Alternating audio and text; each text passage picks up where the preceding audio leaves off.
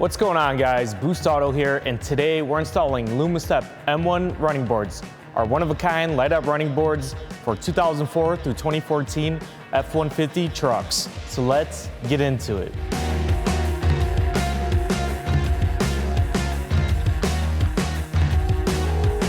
Lumastep M1 from Boost Auto is the next upgrade for your Ford F150.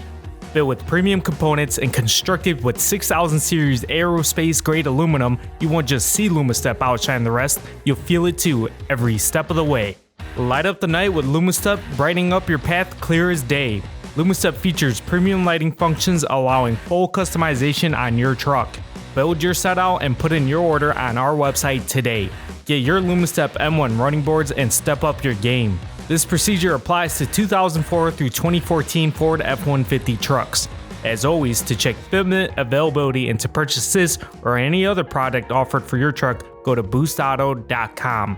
If this doesn't fit your specific truck, don't worry, we got a separate Boost Auto install video just for you. Your kit will come in two boxes, the running board box and your hardware box. These two boxes will have everything you'll need for your install.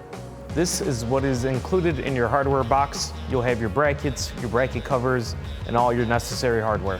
For Super Cab, also known as Extended Cab, you only have 2 brackets on each side, 4 in total. While for Super Crew, also known as Crew Cab, you'll have 3 brackets on each side, 6 in total. For Super Cab, also known as Extended Cab, and for Super Crew, also known as Crew Cab, you'll have these brackets labeled FR. This is for front and rear. They are universal, so they could either go on the front or the rear, and as well on the driver or passenger side. For Super Crew, also known as Crew Cab, you'll have 2 center brackets labeled PC and DC, standing for passenger center and driver center. Again, you'll only have these on Super Crew, also known as Crew Cab vehicles. Here's a tool list of all the tools you'll need for your installation. You can pause the video here. Then, let's continue with the installation.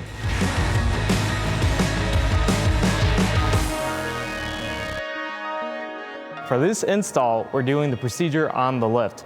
However, these same steps can be done on the ground. For Super Crew, also known as Crew Cab vehicles, you'll have 3 mounting locations. 1 in the front, 1 in the middle, and 1 at the rear. For Super Cab, also known as Extended Cab, you only have 2 mounting locations. 1 at the front, and 1 all the way at the rear. Let's go ahead and start at the driver's side at the front of the vehicle. We'll go ahead and install our clip-on nuts at these 2 holes. Take the clip-on nut, slide it through the opening, and line it up with the hole. And do the same on the other side. Go ahead and slide the clip-on nut through the opening and line it up with the hole. With the clip-on nuts installed, take your bracket labeled FR as front and rear and install it onto the vehicle. Install your hardware. You're gonna take a 13mm hex bolt, 13mm lock washer, and your larger 13mm flat washer. If your bolt is going into the body of the truck, use the larger flat washer, and if it passes through the pinch weld, use the smaller flat washer. Assemble your hardware, hex bolt, lock washer, and flat washer, and install it. Perform the same steps on the other side of the bracket.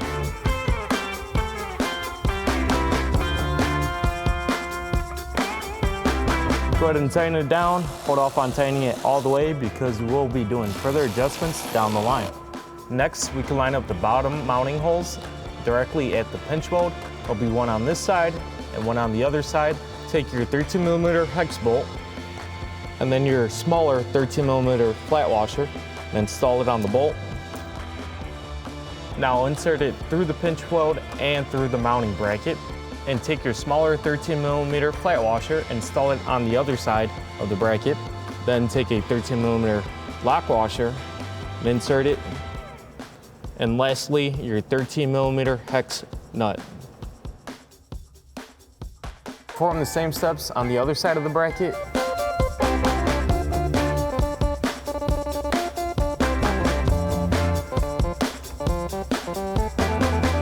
Now go ahead and snug it down. However, hold off on tightening all the way because we will be doing further adjustments down the line.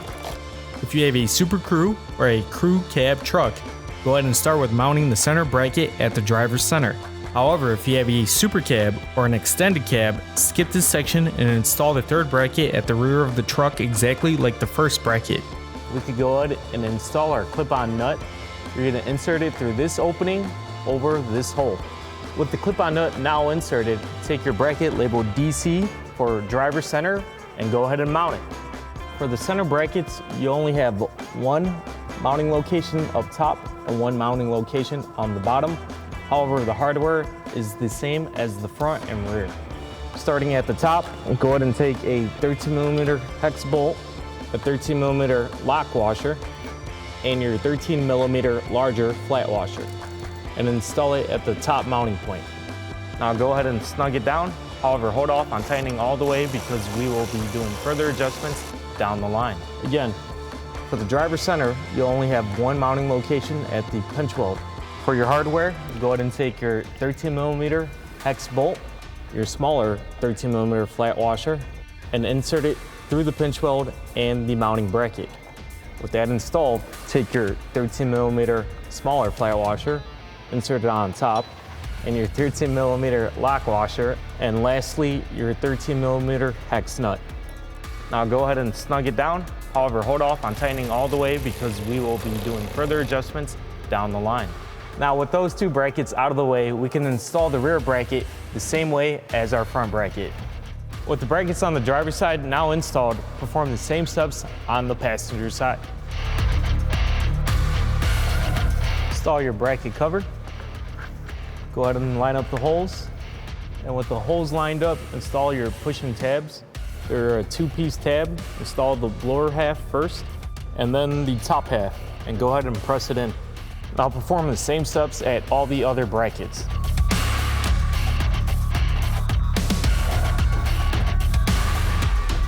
Now we can proceed with mounting the running board.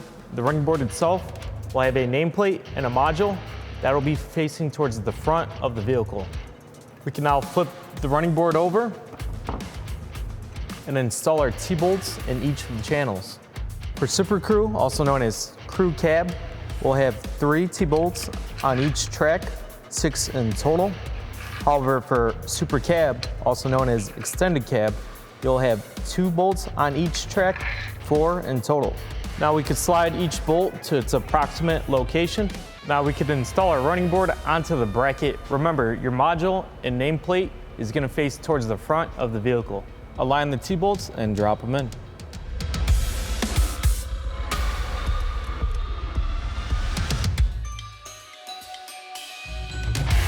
Install your T-bolt hardware. We'll first start with a flat washer, then a lock washer, and our hex nut. Now we can install our hardware here.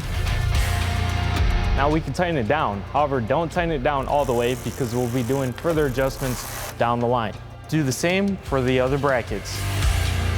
Adjust your board to your desired position.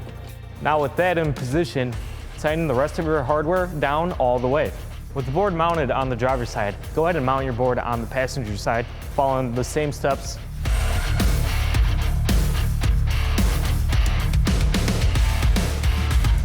We can now open the hood and disconnect the negative terminal at the battery.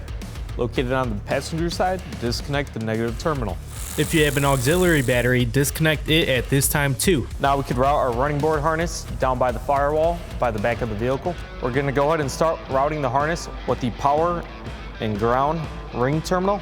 The harness with the power and ground terminal goes on the passenger side. Take your 2-pin and 4-pin black connectors and tape it to a straightened out metal piece.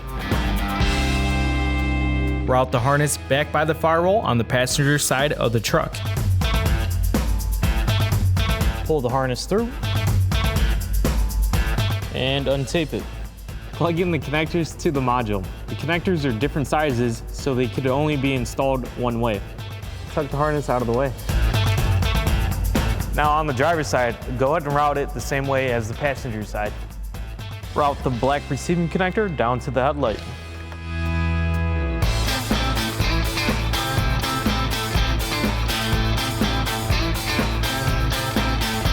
Right here, you'll have a air deflector that's held in by one trim clip. For this vehicle, we don't have it, so go ahead and remove the clip and set it aside to access the bolts holding in the headlight. Now to remove the headlight, you'll have 3 bolts. Your headlight will either have 2 bolts up top and 1 in front, or 1 bolt up top and 2 more in the front. Remove the 3 bolts to the headlight.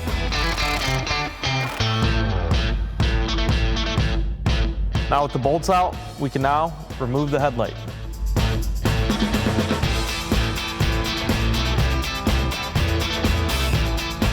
Now we'll insert our hardwire adapter to the headlight. Here's a breakdown of the hardwire adapter. The red and yellow wire with a quick disconnect is to tap to the turn signal wire on your headlight connector. Turn signal will come standard for all running boards. The blue wire with a quick disconnect is for enabling running light if you option for it. If you did not option for running light, this wire will not be active. You can simply tape the disconnect out of the way. The white wire with the butt connector is for rock light if you option for it. If you did not option for rock light, this wire will not be active, so be sure to tape the butt connector out of the way. We're going to be tapping at the park lamp connector. The park lamp connector is located on the back of the headlight in this general area. This is an aftermarket headlight, so it does not have the connector attached to it. This is your 3-pin park lamp connector. Press on the tab on the side to release it. We'll start with tapping at turn signal. For turn signal, it'll be at pin 3. With the locking tab on the right, pin 3 is all the way on the left. Using the provided red T-tap from your kit, go ahead and tap. Press until it clicks into place. For turn signal, go ahead and get your hardwire adapter and plug in the red and yellow wire to the wire that was just tapped. If you option for running light, you'll tap at pin 2, which is the wire located in the middle. Using the red T-tap provided in your kit, go ahead and tap the wire. Press until it clicks into place. Now plug in the blue wire from your hardwire adapter. Next, take your black receiving connector and plug it into your hardwire adapter. We can now repeat the same steps on the driver's side. Take your white pass-through connector from your driver's side and over to the passenger side and plug it in.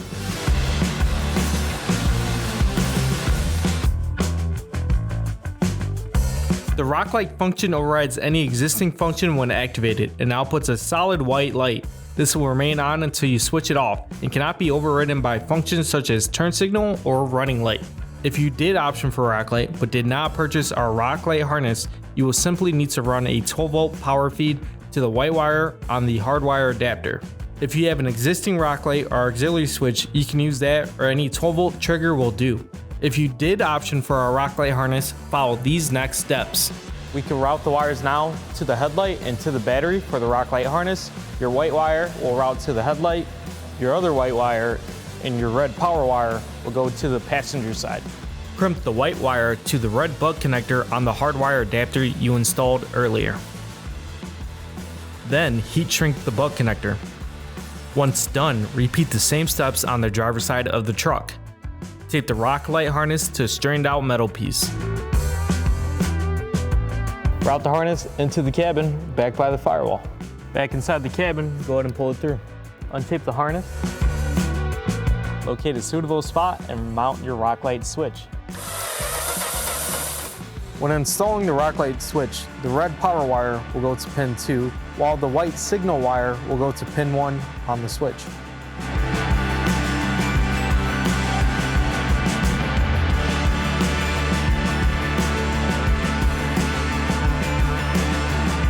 Reinstall the 3-pin park lamp connector. Now let's reinstall the headlight. Go ahead and line it up and push it in. Now we can install our 3 bolts. Repeat the same steps on the driver's side. Now with your headlight mounted, again, this vehicle doesn't have it, but you'll have an air deflector right here being held in by a trim clip. Go ahead and reinstall it.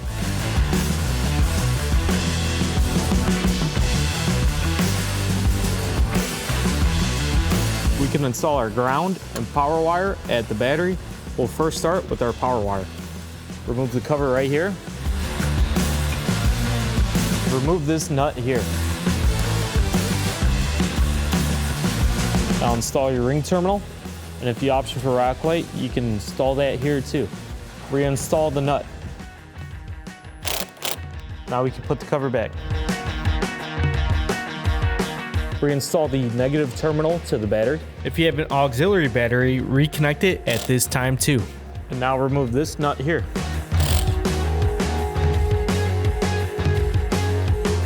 Take your ground ring terminal and install it. Now with it installed, we can install the once removed nut. Test to make sure the running boards are operational. Tuck the harness out of the way from any heat or moving components. That wraps up this Lumastep M1 installation.